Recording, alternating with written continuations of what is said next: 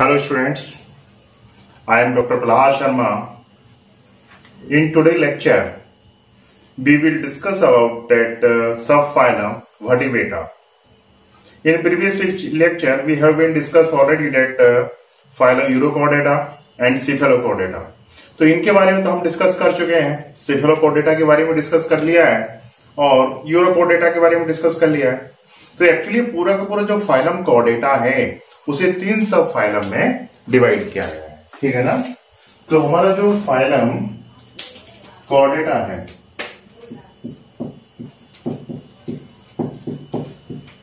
इस फाइलम को 3 सब फाइलम में जनरली क्लासिफाइड किया जाता है.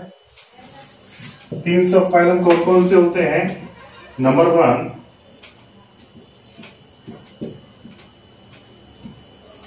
यूरोकोर्डेटा,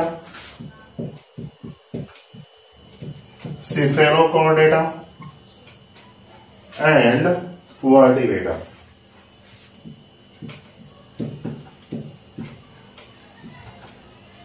अब ये जो 2 सब फाइलम हैं जनरली नॉन साइंटिफिकली इन 2 सब फाइलम को हम एक ग्रुप के अंदर रखते हैं. उस ग्रुप को हम बोलते हैं आर्क्रेनिएटा.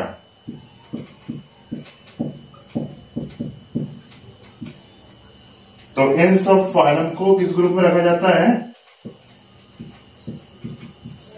आर्क्रेनिएटा, क्योंकि इनमें क्रेनियम एब्सेंट होता है. और वर्टिब्रेटा जो होते हैं इनको रखा जाता है क्रेनिएटा के अंदर, क्योंकि इसके अंदर क्रेनियम प्रेजेंट है. तो क्लासिफिकेशन के बारे में हम ऑलरेडी डिस्कस कर चुके हैं. हमने एक सेपरेट लेक्चर कॉर्डेट के क्लासिफिकेशन के ऊपर तैयार किया था जिसमें हमने इसके बारे में डिस्कस कर लिया था. तो देखिए फाइलम कॉर्डेटा को 3 सब फाइलम में डिवाइड किया. यूरोकॉर्डेटा. अब यूरोकॉर्डेटा में नोटोकॉर्ड देखने को नहीं मिलता है, बट एम्ब्रियोनिक कंडीशन में देखने को मिलता है. एडल्ट में नोटोकॉर्ड डीजेनरेट हो जाता है. किसके अंदर?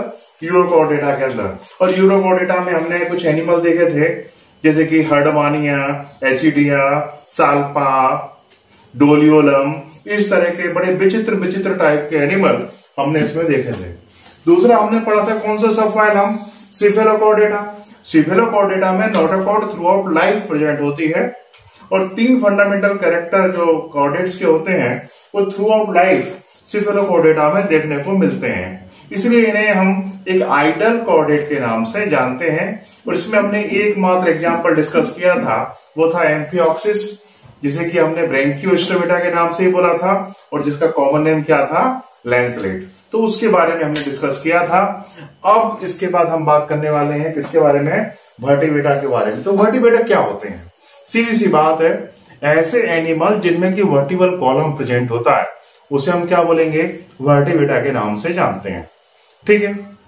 तो जिसमें वर्टिबल कॉलम प्रेजेंट वो वर्टिब्रेट और जिसमें वर्टिबल कॉलम एब्सेंट वो इनवर्टिब्रेट. तो मुझे बताओ, इनमें वर्टिबल कॉलम प्रेजेंट है कि एब्सेंट है? एब्सेंट है ना.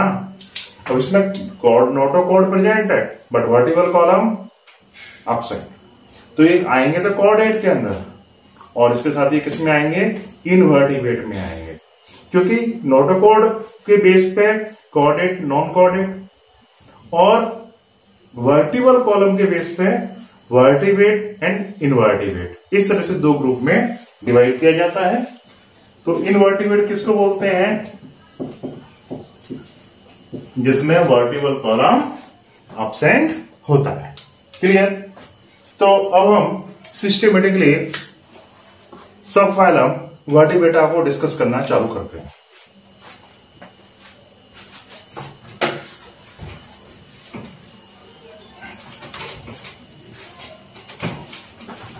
तो वर्टिब्रेट जो होते हैं इन्हें हम हायर कॉर्डेट के नाम से जानते हैं, क्योंकि एवोल्यूशन में सबसे बाद में इनका फॉर्मेशन हुआ, इसलिए इसको हम हायर कॉर्डेट के नाम से जानते हैं. तो now we discuss about subphylum vertebrata. Now we discuss about subphylum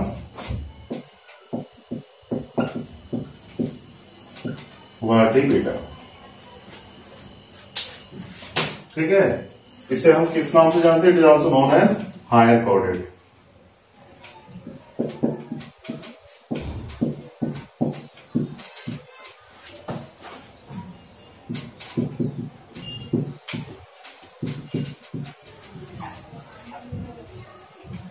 इन्हें हम हायर कॉर्डेटा के नाम से भी जानते हैं। It is also known as higher chordata. अब इसमें जो फंडामेंटल कैरेक्टर ऑफ कॉर्डेट्स हैं वो देखने को मिलेंगे, but only in the embryonic condition. अब एडल्ट में क्या होगा कि notochord replace by the vertebral column. ये चेंजेस हमें कहां देखने को मिलता है? एडल्ट में देखने को मिलता है। तो वर्टिब्रेटा में क्या देखने को मिलेगा आपको कि free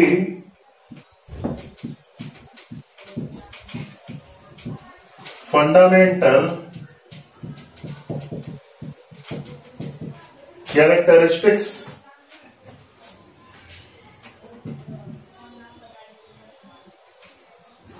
present only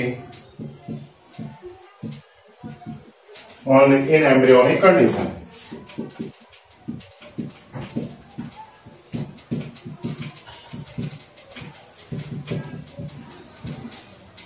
In adult, notochord replaced by the vertebral column. यहां पर हम क्या देखेंगे कि इन एडल्ट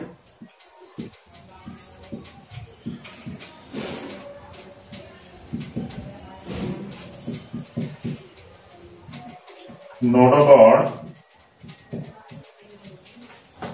replaced by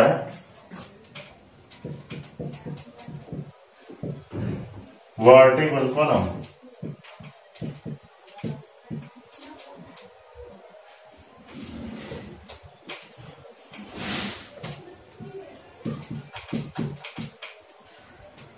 तो यहां पर हम क्या देखते हैं कि एडल्ट में जो नोटोकॉर्ड है वो किसके थ्रू रिप्लेस हो जाता है? वर्टिब्रल कॉलम के थ्रू रिप्लेस हो जाता है। ये हमें देखने को मिलता है। तो यहां पर fundamental character of chordates present, but present only in the embryonic condition. Adult में हम क्या देखते हैं कि डिसअपेयर नहीं हुआ है, बट उसका क्या हो गया है? मॉडिफिकेशन हो गया है। ठीक है, और मॉडिफाइड होकर वो किसमें कन्वर्ट हो गया है? वर्टिब्रल कॉलम में कन्वर्ट हो गया है। वर्टिब्रल कॉलम जो होता है यह कार्टिलेज का भी बना हुआ हो सकता है और यह बोन्स का भी बना हो सकता है। कार्टिलेज का होगा तो बहुत ज्यादा फ्लेक्सिबल होगा, जैसे हमारे कान का ईयर पिन है, इसमें क्या प्रेजेंट है? कार्टिलेज प्रेजेंट है तो बहुत ज्यादा फ्लेक्सिबल है। ये हमारे बोन्स हैं, ये हार्ड होते हैं, इनमें फ्लेक्सिबिलिटी कंप्लीटली बहुत कम देखने को मिलती है। It become clear? तो ये तो क्लियर हो गया। और उसके बाद अब इसमें और भी ढेर सारे हमें कैरेक्टर देखने को मिलते हैं, जैसे if we discuss about the heart of the card vertebrate, तो वर्टिब्रेट के हार्ट को लेकर डिस्कस करें तो यहां पर हमें वेंट्रल हार्ट देखने को मिलता है वर्टिब्रेट में, और उसमें 3 या 2 या 4 चेंबर देखने को मिलते हैं। It's a very unique character. क्या ये कैरेक्टर है कि वेंट्रल हार्ट प्रेजेंट विथ 2, 3 और 4 चेंबर्स।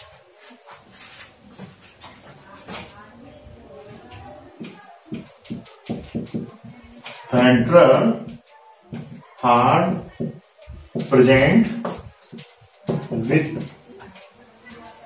2, 3 और 4 chambers.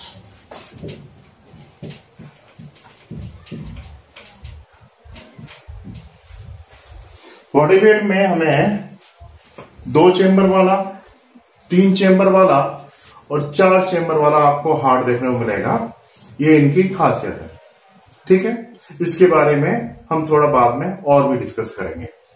तो ये तो क्लियर हो गया ना कि इनमें आपको हार्ट देखने को मिल रहा है वेंट्रल साइड में, और ये हार्ट कैसा होता है? मायोजेनिक हार्ट होता है। तो जितने भी हमारे कॉर्डेट्स होते हैं एक्सेप्ट द यूरोकॉर्डेटा, हमें मायोजेनिक हार्ट देखने को मिलता है। Now we discuss about the excretion and osmoregulation. तो in the vertebrate the excretion and osmoregulation occur by the kidney। किस थ्रू देखने को मिलेगा हमें? किडनी के थ्रू। So now if we discuss about the excretion and osmoregulation, it occurs by kidney.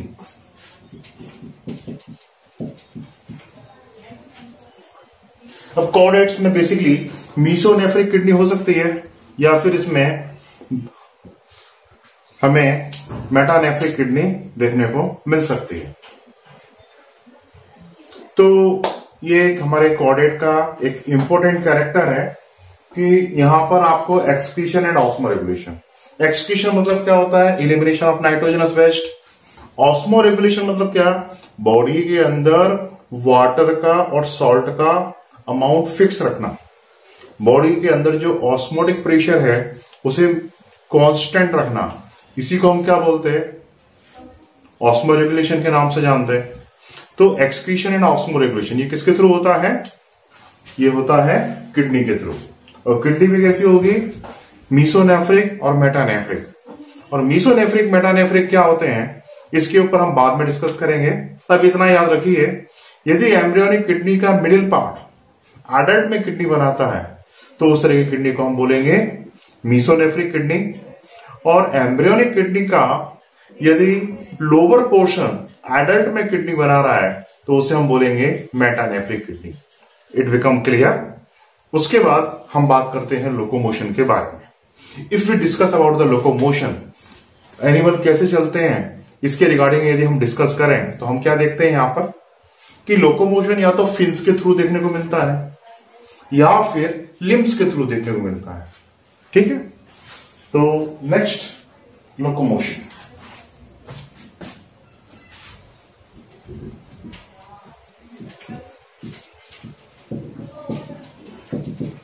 Locomotion, it occurs by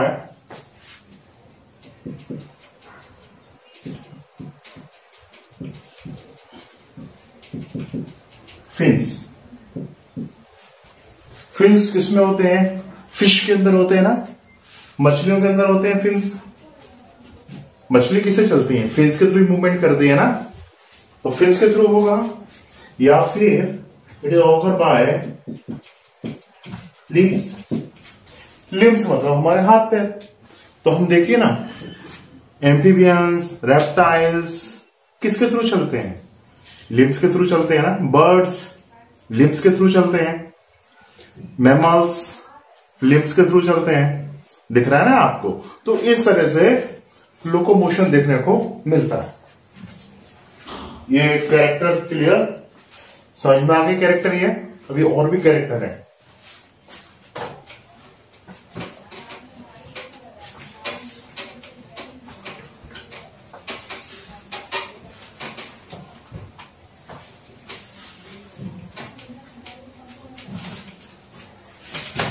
अब और character में जैसे कि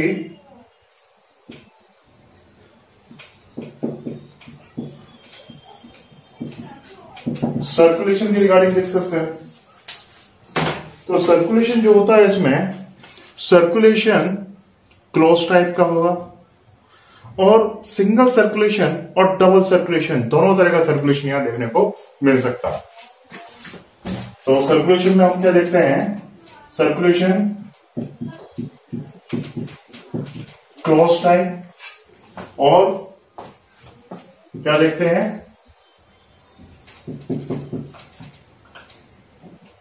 आइदर सिंगल सर्कुलेशन और डबल सर्कुलेशन।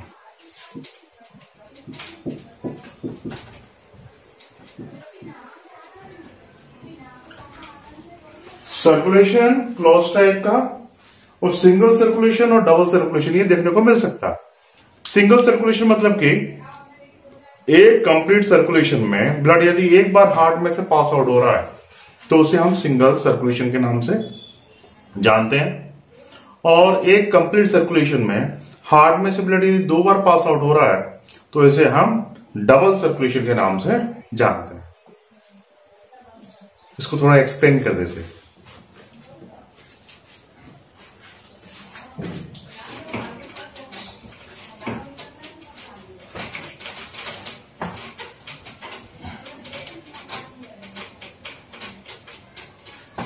सपोज दैट ये मान लीजिए फिश का हार्ट, ये दो चेम्बर है, एक आर्ट्रियम है और एक वेंट्रिकल है. Suppose that this is the heart of the fish. Basically the heart of the fish are two chamber heart, one atrium and one ventricle. ये दो चेम्बर वाला फिश का हार्ट है. इसमें एक आर्ट्रियम है और एक वेंट्रिकल है. अब क्या हुआ स्टूडेंट्स,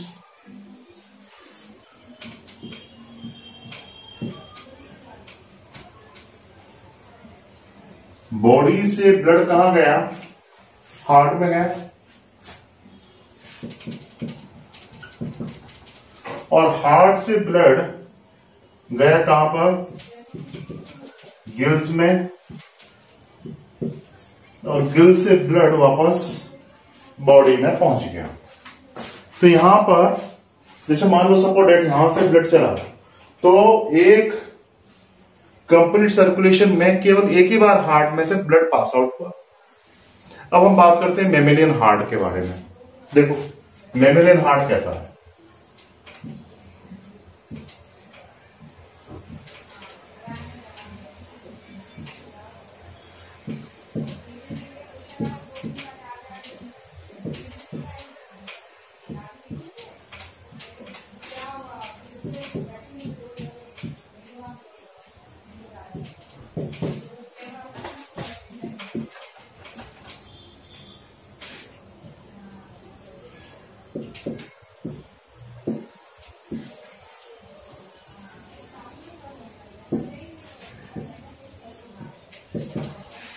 तो देखिए यहां पर क्या है, यहां पर देखिए यहां से ब्लड चला, यहां से ब्लड हार्ट के राइट आर्टरियम में आया, राइट आर्टरियम से राइट वेंट्रिकल में गया, और राइट वेंट्रिकल से फिर लंग्स में गया, लंग्स से वापस हार्ट में आया, और हार्ट से फिर जो है बॉडी में गया. तो एक कंप्लीट सर्कुलेशन में दो बार ब्लड हार्ट में से पास आउट हो रहा है ना, तो इसलिए इस सर्कुलेशन को हम क्या बोलते हैं, डबल सर्कुलेशन. तो वर्टिब्रेट्स में सिंगल सर्कुलेशन भी देखने को मिल सकता है जैसा कि आपने फिश में देखा, और डबल सर्कुलेशन भी देखने को मिल सकता है जैसा कि आपने बर्ड्स और मैमल्स में देखा. तो इट बिकम क्लियर कि सिंगल सर्कुलेशन में केवल एक बार, एक कंप्लीट सर्कुलेशन में केवल एक बार हार्ट में से ब्लड पास आउट होता है. डबल सर्कुलेशन में एक कंप्लीट सर्कुलेशन में ब्लड दो बार हार्ट में से पास आउट होता है. तो ये क्लियर हो गया. तो सर्कुलेशन क्लोज टाइप होगा, और ये या तो सिंगल टाइप भी देखने को मिल सकता है जैसे कि फिश के अंदर, और ये डबल टाइप भी देखने को मिल सकता है जैसे हमारे बर्ड्स हो गए और मैमल्स हो गए इनमें. और इसके बाद इनमें हीपेटिक पोर्टल वेन प्रेजेंट होता है.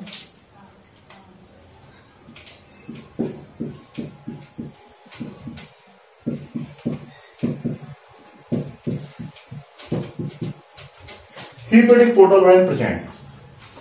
हीपेटिक पोर्टल वेन एक्चुअली क्या होता है कि एक वेन होती है जो कि हमारी इंटेस्टाइन को लीवर से अटैच करती है.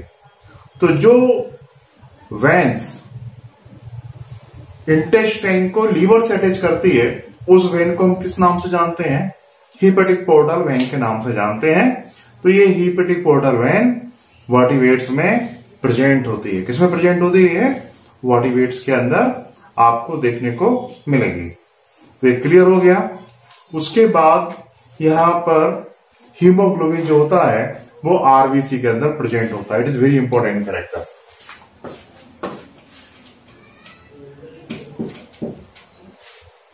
हीमोग्लोबिन को शॉर्ट फॉर्म में एचबी से इंडिकेट करते हैं. Haemoglobin present in RBC.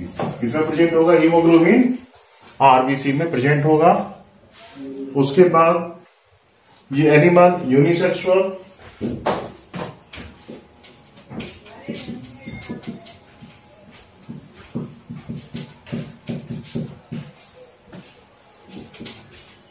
Fertilisation cross,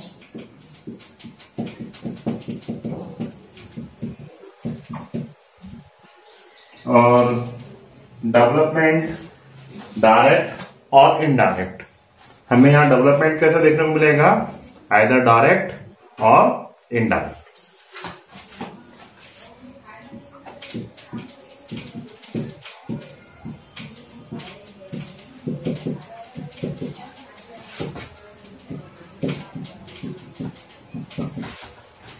तो यहां हमें डेवलपमेंट डायरेक्ट या फिर इनडायरेक्ट देखने को मिलता है। तो these are the character of coordinates. ये किसके कैरेक्टर हो गए, कोऑर्डिनेट के कैरेक्टर हो गए। अब एक बार ब्रीफ में कोऑर्डिनेट का क्लासिफिकेशन आपको एक बार और बता देते हैं, पहले पढ़ा बहुत बोर हो गए थे। क्लासिफिकेशन बोरिंग टाइप के होते हैं, उसमें इंटरेस्ट तब आता है जब एक बार चैप्टर पूरा हो जाए, क्योंकि उसमें जो स्ट्रेंज जो टर्म आती हैं, जो बड़े उल्टे उल्टे बड़े बेकार से वर्ड्स आते हैं, फिर हमें उनका मीनिंग क्या है वो समझ में आ जाता है। तो चैप्टर कंप्लीट होने के बाद एक बार क्लासिफिकेशन को दोबारा से पढ़ें तो बहुत अच्छा समझ में आता है। तो एक बार वर्टिब्रेट का क्लासिफिकेशन देख लेते हैं।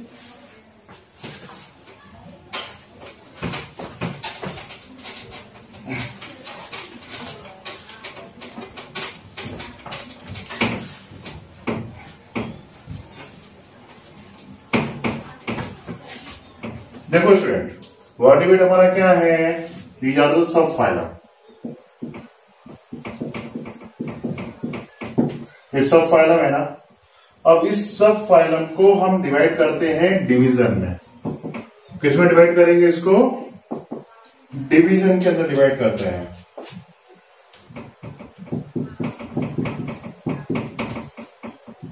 डिवीजन में क्या देखते हैं कि वर्टिब्रेटा में दो डिवीजन आते हैं। एक आता है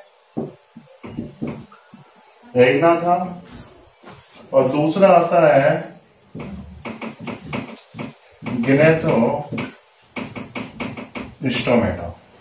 तो आपको यहां पर दो डिवीजन देखने को मिलेंगे। First is agnatha and second is gnathostomata. अब ये जो डिवीजन है, ये डिवीजन जॉ बोन के बेस पे, जिसमें जॉ है वो गिनेथोस्टोमेटा और जिसमें जॉ नहीं है वो हमारा एग्नाथा। अब एग्नाथा में जॉ नहीं तो इनका मुंह कैसा होगा, इनका मुंह होता है राउंडेड टाइप का, इनका माउथ सकिंग टाइप का माउथ होता है, राउंडेड टाइप का माउथ होता है। ठीक है, तो एग्नाथा में आपको केवल एक ही लिविंग क्लास देखने को मिलेगी। वो क्लास कौन सी है, cyclostomata. Cyclostomata. If we discuss about the gnathostomata, gnathostomata की बात करें ना, तो गिनेथोस्टोमेटा को दो सुपर क्लास में डिवाइड किया है। किसमें, दो सुपर क्लास में इसको डिवाइड किया है। अब ये सुपर क्लास जो है देखिए कितनी खतरनाक है। नाम बड़े सुंदर है सुपर क्लासेस के। पहला है पाइसेस, याद हो जाए।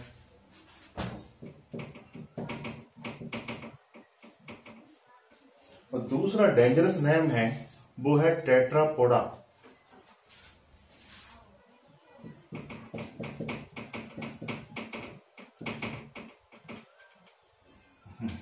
तो दो सुपर क्लास में डिवाइड किया है, पाइसेस सिंपल नाम याद हो जाएगा, और टेट्रापोडा।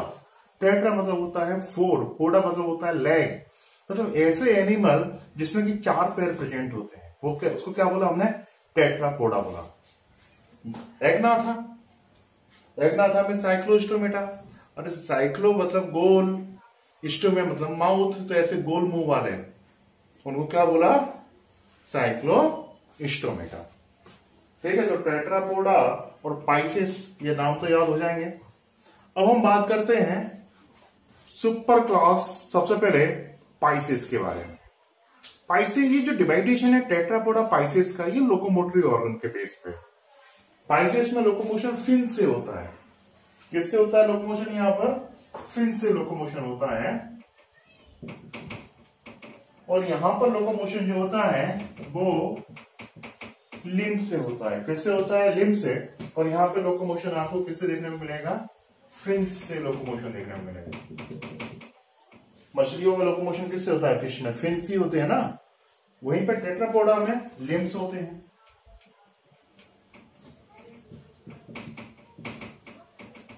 लोकोमोशन के लिए क्या होते हैं?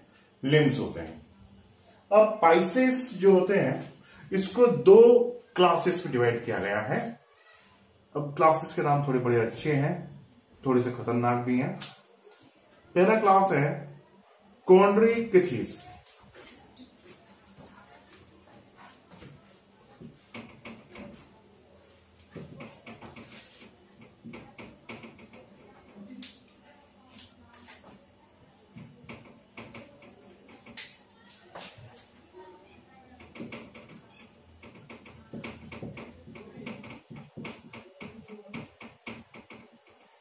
मतलब कि कार्टिलेजिनस फिश।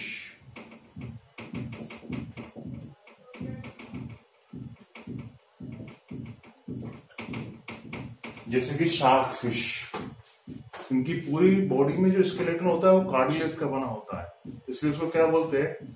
कार्टिलेजिनस फिश के नाम से जानते हैं। और दूसरे होते हैं ऑस्टिकथिस।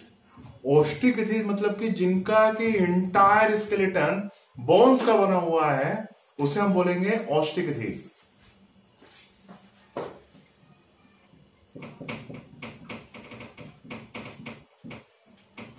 मतलब कि बॉनी फिशेस। आपकी फेवरेट फिश पंफ्लेट फिश इसी में आती है, साल्मन फिश इसमें आती है, कतला कतला इसमें ही आती है। तो ये सब फिश बॉनी फिश में आती हैं। तो फिशेस का क्लासिफिकेशन हो गया। अब टेट्रापोडा जिनमें की 4 लिम्ब प्रेजेंट हैं, उनको 4 क्लासेस में डिवाइड किया गया है। कितने क्लासेस में? 4 क्लासेस में इसको डिवाइड किया गया है।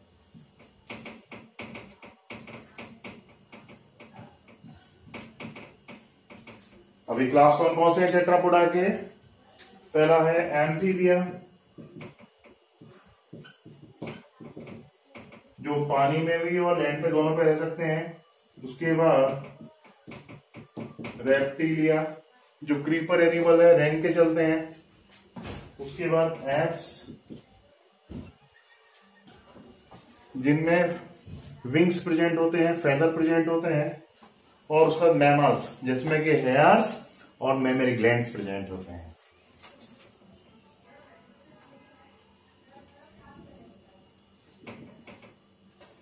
मैमेलिया, जिसके अंदर हेयर्स और मेमरी ग्लैंड्स प्रेजेंट होते हैं।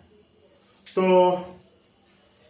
वर्टिब्रेट के क्लासिफिकेशन में इतना ही सफिशिएंट है। एनसीईआरटी पढ़ते रहिए, मेरे जो नोट्स आपको सेंड किए हैं वो पढ़ते रहिए। और लेक्चर्स में कहीं भी कोई भी डाउट्स आता है तो वो पूछिए। मैं आपको एक बार फिर से आपको रिमाइंड करा दूं कि हमारी नीट एग्जामिनेशन में जितने क्वेश्चन पूछे जाते हैं उसमें से 98-99% question asked from the NCERT. किसमें से पूछे जाते हैं? एनसीईआरटी। तो हमें मोस्टली एनसीईआरटी का ही पढ़ना है। एक्स्ट्रा कितना पढ़ना है, it's a responsibility of teacher. ये हम बताएंगे आपको कि आपको एक्स्ट्रा कितना पढ़ना है कि आपका कोई भी क्वेश्चन नीट एग्जामिनेशन का आपकी लिमिट से बाहर नहीं जाना चाहिए। सारे क्वेश्चन आपके सॉल्व होने चाहिए। ये हम लोगों की रिस्पॉन्सिबिलिटी है। तो थैंक यू स्टूडेंट्स, घर पे ही रहिए, खूब अच्छा अभ्यास कीजिए और जो भी डाउट्स आए वो पूछिए। Thank you.